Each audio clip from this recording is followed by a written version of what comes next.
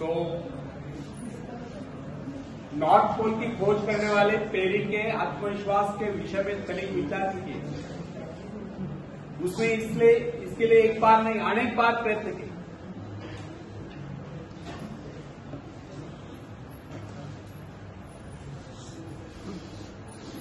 उसको अपने जान के लाले पड़े, किंतु क्या इससे वो निरुत्साहित हुआ? यहां तक कि उसका जलयान खंड खंड हो गया। अनेक बाधाएं सामने, उसके संगे साथी उसको बीच मझधार में छोड़कर चले गए, किंतु वो अपने आत्मविश्वास के आधार पर अपने उद्देश्य की सिद्धि के लिए आगे बढ़ता ही गया। उसके अपने जीवन का लक्ष्य उत्तरी ध्रुव को प्राप्त करना था, जो उसके मन से कभी नहीं निकला। फ्रेंड्स, संसार में ऐसे लोगों की कमी नहीं जो कि छोटे छोटे पदों पर कार्यरत होते। क्या कारण है जो उन पर आज्ञा चलाते हैं वे उनसे योग्यता में कम होने पर भी ऊंचे पदों पर पहुंच गए?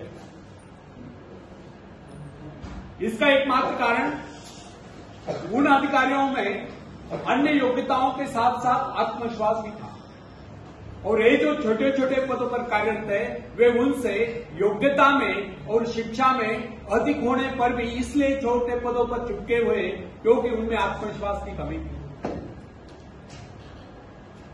मेरा एक परिचित जो कि अन्य अधिकारियों की अपेक्षा कम आयु का था, उसको अस्थायी रूप से एक उच्च पद प्राप्त हुआ। उसको अपेक्षा तक नहीं, किंतु यह उसका आत्मविश्वास ही था कि उसने उस पद की गरिमा को इस प्रकार निभाया कि लोग आश्चर्यचकित रह गए। यह उसका आत्मविश्वास ही था कि अनायास प्राप्त उस पद पर उसने सफलता से कार्य किया। उसके स्वामी का, उसके मालिक का उस पर विश्वास दृढ़ हो गया और उसने उसको उसी पद पर स्थायी रूप से, परमानेंट रूप से नियुक्त कर दिया। फ्रेंड्स, यदि मैं असफल रहा तो यह जो प्रश्न है यह मनुष्य के जीवन को नष्ट कर देता है। यह भावना कभी अपने मन में उठने नहीं देनी चाहिए। असफल रहा तो क्या हुआ, फिर कभी सफलता मिल जाएगी। किंतु आरंभ से यह सोचकर हताश हो जाना उस परमात्मा के प्रति अविश्वास है जिसने आपको उस कार्य की प्रेरणा दी।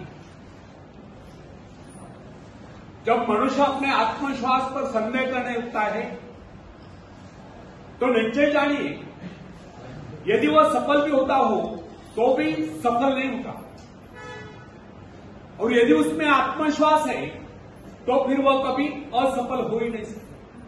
अपने आत्मविश्वास के दम पर वो कोई रास्ता निकाल लेगा जो उसको सफलता के शिखर पर पहुंचा देगा।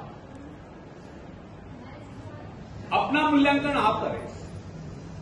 लोग आपके विषय में क्या कहते हैं यह महत्वपूर्ण नहीं है। महत्वपूर्ण यह है कि आप अपने विषय में क्या सोचते हैं। यदि आप में आत्मविश्वास नहीं है तो लोग कुछ भी कहें, आप सफलता के निकट नहीं पहुंच सकते। और अगर आप में आत्मविश्वास है तो फिर लोग कुछ भी कहें, आपको सफल होने से कोई रोक नहीं सकता। मैडम बेंजामिन डिज़रायली, जो कि एक साधारण सा व्यक्ति था, इंग्लैंड का प्रधानमंत्री बनने में सफल हो गया। उसमें क्या विशेषता थी? यह था उसका आत्मविश्वास, उसके मन की दृढ़ता, और यही कारण था कि महारानी विक्टोरिया भी उसे अपने व्यक्तिगत मित्र जैसा सम्मान देती थी। कर्नल रूजवेल्ट में क्या विशेषता थी? केवल यही कि उसको थियोडोर रूजवेल्ट पर अगाध विश्वास था, अर्थात उसमें आत्मविश्वास कूट कूट कर भरा हुआ था। यदि उसमें इतना आत्मविश्वास न होता तो फिर उसको कितनी सुविधाएं होती, उसमें कितनी योग्यताएं होती, उसके कितने साथी उसका उत्साह बढ़ाते, वो उस स्थिति में नहीं पहुंच सकता। हां, कुछ ऊंचा भले ही उठ जाता। फ्रेंड्स, विश्वास का मनोविज्ञान मनुष्य स्वभाव की बहुत ही विचित्र बात है। आध्यात्मिक आधार पर विश्वास अधिक टिकता है, जबकि मानसिक धरातल पर ही विश्वास नेपोलियन जैसा होता है। अन्य सभी नाड़ियां तो उसके सैनिकों की समान होती है, और जब वे सैनिक अपने नेता पर, अपने सेनापति पर विश्वास करने लगते हैं तो उनकी शक्ति स्वयं में दुगुनी चौगुनी बढ़ती जाती है। जो सोचता है वो कर सकता है, जो सोच नहीं सकता वो कर ही नहीं सकता। मनुष्य इस आत्मविश्वास रूपी शक्ति के विषय में कभी सोचता ही नहीं। जिनमें ये आत्मविश्वास होता है उनको कुछ अधिक नहीं करना पड़ता, वे केवल अपने आत्मा की आवाज का अनुकरण करते हैं।